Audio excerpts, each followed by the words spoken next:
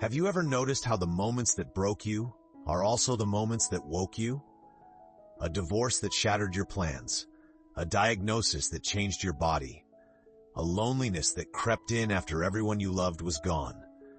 We spend so much of life trying to avoid these things, calling them bad, unlucky, or unfair. But what if the pain you've been running from is actually your greatest teacher? Most people believe spiritual growth begins with peace. But for many of us, especially after 50, it begins with heartbreak. Because by then, you've lived long enough to know that no one escapes pain. The question isn't, why did this happen to me? It's, what will I do with what happened? In this video, we're not here to escape pain. We're here to understand how pain can become fuel, sacred fuel, for your spiritual awakening. By the end, you'll see why your deepest wounds may be the doorway to your highest wisdom. We'll explore how suffering transforms the ego, how loneliness becomes sacred space, and how to turn emotional storms into light. But first, let's slow down. Because maybe right now, you don't want another lecture on positivity. You want honesty. You want someone to say, yes, this hurts. Yes, this season is heavy, but it's not meaningless. I've spoken to hundreds of people between 50 and 80, retirees, widows, cancer survivors, those rebuilding after divorce. And do you know what they all share? They've all said, I don't want to forget my pain anymore. I want to understand it. That's the turning point. That's where real spiritual growth begins. Not in denying what broke you, but in learning to listen to it. Carl Jung once said, there is no coming to consciousness without pain. And he was right. Pain cracks the shell of who we thought we were, so the soul can finally breathe. That's why spiritual awakening often doesn't look peaceful at first. It looks like chaos, confusion, loss. But that's only the beginning of the transformation. So if you've been asking yourself, why do I still hurt, even after all these years? Stay with me. Because in the next few minutes, we'll uncover how that pain can become your compass, guiding you home to something deeper, steadier, and infinitely more real. And perhaps by the end, you'll see that pain was never here to destroy you. It was here to awaken you, to shape you into the wise, grounded soul you were always meant to become. Now let's begin with the first truth. Why pain isn't your enemy, it's your invitation. Part 1, the hidden gift of pain. There's a strange moment in every soul's journey. The moment you stop asking, how do I get rid of this pain? And start whispering, what is it trying to teach me? Because at some point, pain stops being the enemy and becomes the messenger. Most of us were taught that suffering is a sign something's wrong. If you're in pain, you must have failed somewhere, in love, in faith, in life. So we spend years fixing, numbing, running, but pain isn't a punishment. It's an invitation. Pain is the soul's language when the ego refuses to listen. It shows up when life is asking for change, but we're too afraid to move. I once spoke with a man named Richard, 72 years old. He told me, my heart attack was the best thing that ever happened to me. At first I thought he was joking, but then he said, it was the only thing that made me stop pretending I was fine. For years, I carried everyone else's needs, my job, my family, my image, and ignored the quiet whisper that said, you're tired, you're lost, you need to come home to yourself. That heart attack, it didn't break me. It woke me. Sometimes it takes losing everything to notice what truly matters. Carl Jung once wrote, there is no coming to consciousness without pain. When we resist pain, we stay asleep inside our illusions, but when we face it with awareness, not avoidance, something inside us begins to soften. Pain strips away what's unnecessary. It burns off the false identities, the roles, the masks. It humbles us, and through that humility, we begin to see life as it is, not as we wish it to be. That's the hidden gift. Clarity. Pain doesn't just break your heart, it breaks the walls around it. So instead of asking, why me, try asking, what part of me is life trying to awaken? That simple shift from resistance to curiosity is where spiritual growth begins. And maybe that's the quiet miracle of aging. When you reach a certain season of life, you realize you don't have time to keep running from yourself. You start to see that every loss, every illness, every heartbreak wasn't meant to punish you. It was meant to return you to your soul. Lesson: pain is not an intruder. It's a mirror. It reflects where love still needs to enter.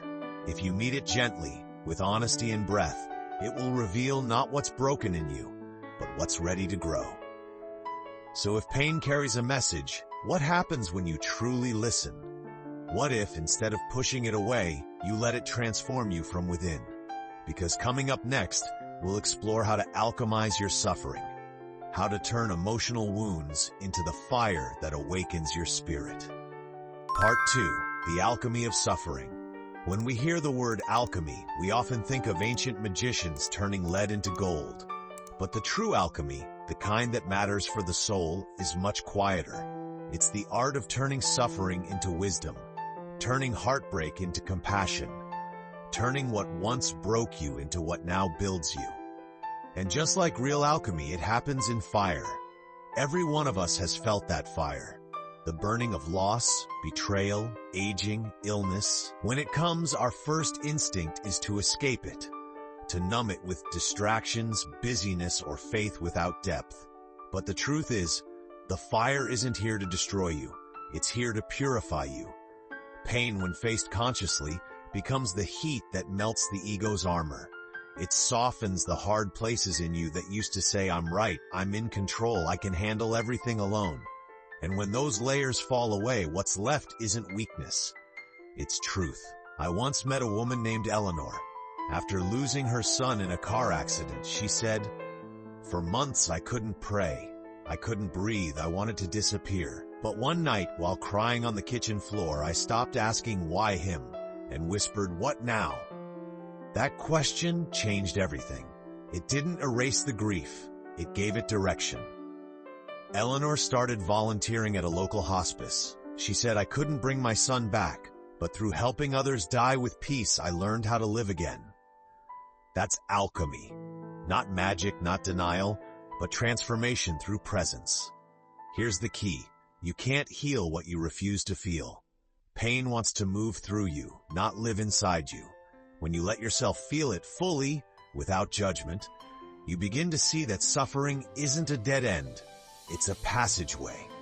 And on the other side of that passage, there's a quiet strength waiting, a kind of grace that can only be born from truth. Lesson: don't run from the fire. Sit beside it. Let it show you what no comfort ever could. Because the parts of you that survive the burning are the parts that can finally shine. And maybe that's why the loneliest seasons of life are often the most sacred. Because once the fire has burned away what's false, what remains is silence. And in that silence, the soul finally begins to speak. Part 3. The Lonely Path. After the fire comes silence. And in that silence, something strange happens. The world that once felt full suddenly becomes unbearably quiet. You wake up one morning and realize the friends who used to understand you don't. The conversations that once lit you up now feel hollow. And even laughter feels like it belongs to another lifetime. It's not depression. It's detachment. The beginning of what mystics have called the dark night of the soul. Loneliness in this stage isn't a punishment, it's purification. Because when everything external falls away, titles, relationships, roles, you start to see who you are beneath them. For years you may have lived for others, as a parent, a partner, a provider. But when those identities dissolve, the question echoes softly inside. Who am I when no one needs me? That question is not meant to crush you. It's meant to awaken you. I once met a man named Charles, a widower in his late 60s. He told me, "When my wife died, I thought my story ended. But months later, sitting alone at the dinner table, I realized it wasn't an ending, it was an initiation." He began spending time in nature, walking without a destination. He started painting again, something he hadn't done since his 20s. He said, "In the silence, I met the parts of myself I'd abandoned." Charles discovered that solitude was not emptiness. It was space. Space where the soul could breathe again. Here's the paradox. Loneliness hurts, but it's also holy. It strips away the noise so you can finally hear the voice within. And in that voice, you begin to sense something larger, not outside of you, but quietly alive inside you. The Buddhists call it shunyata, the sacred emptiness. The Christians call it communion in stillness. Jung called it individuation. But they all point to the same truth. You cannot find God until you are willing to sit alone with yourself. Lesson: don't rush to fill the silence. Let it hold you. Because the loneliness you fear is often the womb of a new self. And once you begin to see solitude not as a void, but as a sanctuary, something inside you shifts. You stop trying to escape your inner world and start learning to walk through it consciously. That's where real transformation begins. And that's what we'll explore next. How to turn this stillness into strength and this silence into a daily practice of awakening. Part 4. The practice of transformation. When pain becomes your teacher and silence becomes your temple, the next step is learning how to walk through it, not around it. Because transformation is never an idea, it's a practice. A slow, patient art of meeting yourself again and again until even your wounds begin to trust you. Many people ask, how do I move forward when everything still hurts? And the truth is, you don't move forward. You move through. There's a gentle practice I often share with those who feel lost. It has 3 simple steps, but each one asks for your full honesty. Step 1. Acknowledge. Name your pain. Say it out loud or write it down. I am grieving. I am angry. I am afraid of being forgotten. When you name your pain, you take it out of the shadows. You stop being the victim of it and begin to become the witness. Step 2. Breathe and witness. Sit quietly. Notice where the pain lives in your body, your chest, your throat, your belly. Don't analyze it. Don't fix it. Just breathe with it, like you would sit beside a friend who's crying. This is how emotional energy moves, not by force but by presence. The more you breathe, the less it suffocates you. Step 3. Integrate. Let the energy find a new expression. Write, paint, garden, pray. Transformation isn't about erasing the pain.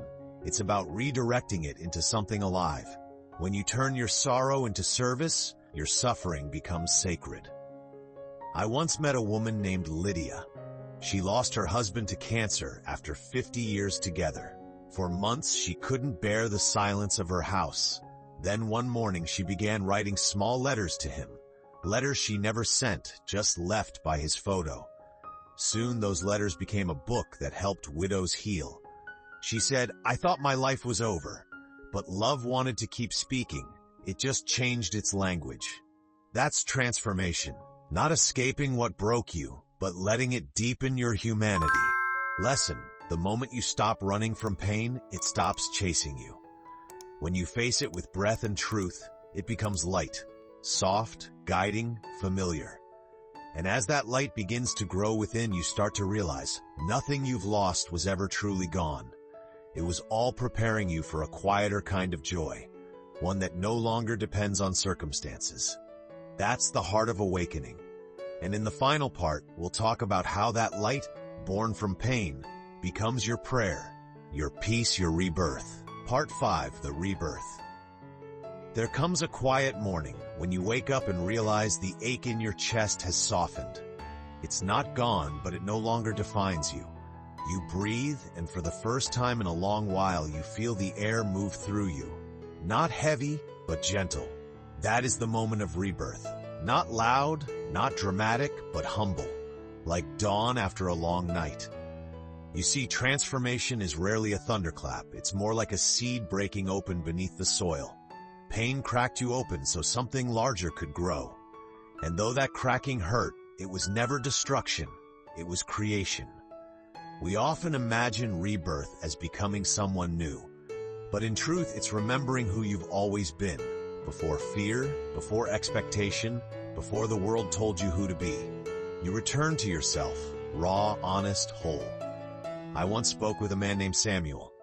He'd survived cancer, divorce, and bankruptcy all in the same decade. When I asked how he found peace after so much loss, he smiled and said, "At some point I stopped asking life to give me back what I lost.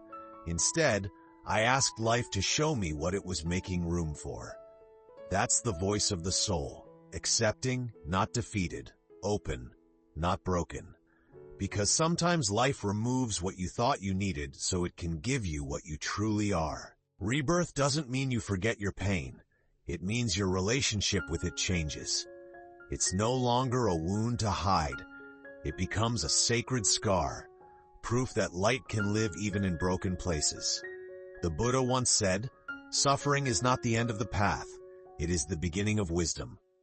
And in this wisdom you begin to see that love never left you. It simply changed its form, from attachment to presence, from longing to gratitude, from needing to being. Lesson: when you treat your pain as prayer, it transforms everything it touches. Every breath becomes a thank you. Every scar becomes a doorway. And life, even with all its uncertainty, becomes holy again. So if you're listening to this and still walking through your own fire, remember, you are not broken. You are being remade. Every ending is a beginning in disguise. And one day you will look back and realize that what felt like falling apart was really you, falling into grace. If this journey spoke to you, share in the comments. What has your pain taught you? Because your story might be the light someone else needs to find their way home. And until we meet again, breathe gently, walk slowly, and remember, your pain was never your enemy. It was your initiation into love.